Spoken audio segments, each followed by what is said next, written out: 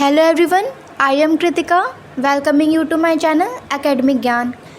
Friends, आज हम बात करेंगे को ओनरशिप के डिफरेंट टाइप्स के बारे में। उसके पहले को ओनरशिप क्या है ये हमें जानना बहुत ही ज़्यादा ज़रूरी है। मैंने पहले भी को ओनरशिप पे एक वीडियो बनाई हुई है इन टर्म्स ऑफ बिज़नेस, लेकिन आज के इस वीडियो में हम को ओनरशिप इन प्रॉपर्टी के बारे में बात करेंगे। बिज़नेस के पॉइंट ऑफ व्यू से हम इसे आज नहीं पढ़ेंगे, हम सिंपली जानेंगे को ओनरशिप इन प्रॉपर्टी क्या है और इसके टाइप्स। तो आइए अब टॉपिक पे आते हैं। जब कभी भी दो या दो से अधिक लोग जॉइंट ओनरशिप में प्रॉपर्टी परचेज़ करते हैं तो वो सारे को ओनर्स एक तरह का रिलेशनशिप इस्टेब्लिश करते हैं, जिसे को ओनरशिप के नाम से जाना जाता है। ये ठीक वैसा ही है जैसे पार्टनरशिप में सारे पार्टनर्स के बीच रिलेशनशिप इस्टेब्लिश हो जाता है और उस रिलेशनशिप को पार्टनरशिप के नाम से जाना जाता है। इसके अलावा हमें ये भी पता होना चाहिए कि जब हम किसी के साथ जॉइंटली प्रॉपर्टी परचेज़ कर रहे होते हैं तो अलग अलग केस में अलग अलग ओनरशिप पैटर्न हो सकता है।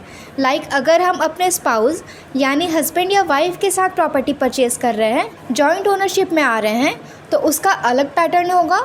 और अगर हम अपने सिबलिंग्स, कज़न्स, फ्रेंड्स के साथ को ओनरशिप में आ रहे हैं तो उसका अलग पैटर्न होगा। अब चलते हैं मेन टॉपिक की तरफ, जो है types of ownership. Joint property own करने के मेनली 4 तरीके होते हैं।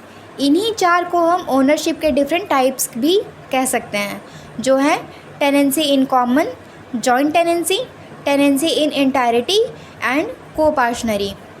एक एक करके अभी इन सभी को हम डिस्कस करेंगे। उसके पहले अगर आपने हमारे चैनल को सब्सक्राइब नहीं किया तो प्लीज़ चैनल सब्सक्राइब करें, साथ ही बेल आइकन पर क्लिक करके नोटिफिकेशन भी ऑन कर लें ताकि वीडियो आपको टाइमली अवेलेबल हो। तो अब शुरू करते हैं टेनेंसी इन कॉमन से। टेनेंसी इन कॉमन इस तरह के प्रॉपर्टी ओनरशिप में at the time of purchase of property को ओनर्स ने अपना शेयर स्पेसिफिकली मेंशन नहीं किया हुआ होता है। ऐसे को ओनर्स को टेनेंट्स इन कॉमन के नाम से जानते हैं। जब तक सारे को ओनर्स अलाइव होते हैं, जीवित होते हैं, प्रॉपर्टी पे उनका इक्वल राइट होता है। इन केस किसी को ओनर की डेथ हो जाती है तो ऐसे में उसका शेयर बाकी को ओनर्स में ऑटोमेटिकली ट्रांसफ़र नहीं होगा, बल्कि as according to his will उसकी प्रॉपर्टी का डिवीज़न होगा। जैसा डिजीज्ड ओनर ने अपने विल में लिखा होगा उसी अकॉर्डिंग उसकी प्रॉपर्टी का डिवीज़न होगा। अपनी प्रॉपर्टी वो जिसके नाम पर करेगा उसी को प्रॉपर्टी मिलेगी। For example, A B C 3 बहनें हैं। तीनों ने मिलकर कुछ रुपए इकट्ठे किए और एक प्रॉपर्टी परचेज़ की। कुछ सालों बाद ए की डेथ हो जाती है और मरने के पहले उसने अपने हिस्से की प्रॉपर्टी अपने अडॉप्टेड बेटे जेड के नाम पे विल बनवाकर कर दिया था। तो अब ए के मरने के बाद जेड चाहे तो अपने दोनों मासी बी एंड सी के साथ वहाँ जा कर के रह सकता है as a new tenant in common, क्योंकि उसकी माँ ने अपना शेयर उसे दे दिया था। तो जितना हक उसकी माँ का उस प्रॉपर्टी पे था उतना ही हक अब जेड का भी उस प्रॉपर्टी पे है। सेकंड टाइप है हमारा जॉइंट टेनेंसी। जॉइंट टेनेंसी के केस में क्या होता है कि अगर एक टेनेंट की डेथ हो जाती है तो घर में जो उसका हिस्सा है बाकी के टेनेंट्स को या जो सर्वाइवर्स हैं उन्हें मिल जाता है। जॉइंट टेनेंसी में को ओनर्स का एक दूसरे का रिलेटिव होना कोई ज़रूरी नहीं है। 2 या 2 से ज़्यादा फ्रेंड्स भी किसी प्रॉपर्टी के को ओनर्स हो सकते हैं। एग्ज़ाम्पल, सीता एंड गीता दोनों ने मिलकर एक प्रॉपर्टी परचेज़ की जॉइंट टेनेंसी में को ओनरशिप के लिए।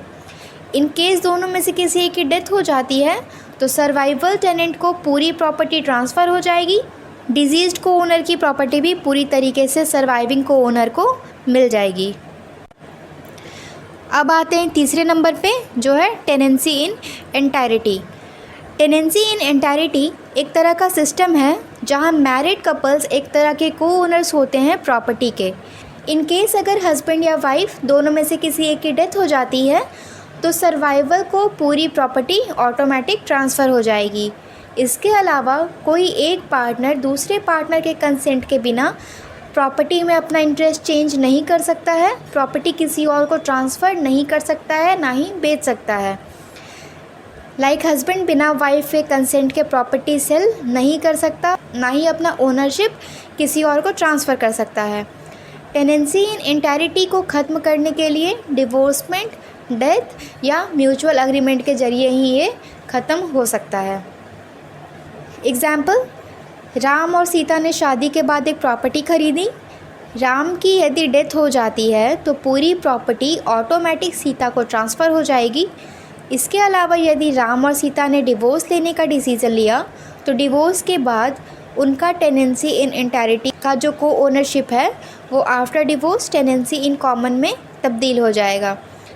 इसके अलावा राम अगर अपनी प्रॉपर्टी किसी और को बेचना चाहता है तो उसके पहले उसे सीता से भी डिस्कस करना होगा। सीता के कंसेंट के बिना वो अपना प्रॉपर्टी किसी को बेच नहीं सकता। अब आते हैं फोर्थ पे, जो है कोपार्सनरी। कोपार्सनरी का जो कॉन्सेप्ट है वो केवल हिंदू अनडिवाइडेड फैमिली स्ट्रक्चर में ही एप्लीकेबल होता है और ये कॉन्सेप्ट थोड़ा थोड़ा जॉइंट टेनेंसी से मिलता जुलता है। इस केस में अनबॉर्न चाइल्ड का भी HUF प्रॉपर्टी पे इक्वल शेयर होता है, इक्वल हिस्सा अनबॉर्न चाइल्ड को भी इसमें मिलता है। इसके लिए एक एग्जांपल देखते हैं। जैसे राम और गीता दोनों कपल्स हैं and are expecting a baby. So in case of coparcenary होने वाले बच्चे का भी पूरा राइट बनता है उसके एंसेस्ट्रल प्रॉपर्टी पे। इन केस अगर राम की डेथ हो जाती है तो ऐसे में राम का शेयर ऑफ प्रॉपर्टी उसके होने वाले बच्चे को ट्रांसफ़र हो जाएगा और जन्म के बाद वो बच्चा उस प्रॉपर्टी का, उस शेयर ऑफ प्रॉपर्टी का मालिक हो जाएगा। So friends, I just hope आपको ये वीडियो अच्छी लगी हो, पसंद आई हो। तो प्लीज़ वीडियो को लाइक करें, शेयर करें और सब्सक्राइब करना भी बिल्कुल ना भूलें। Thank you for watching.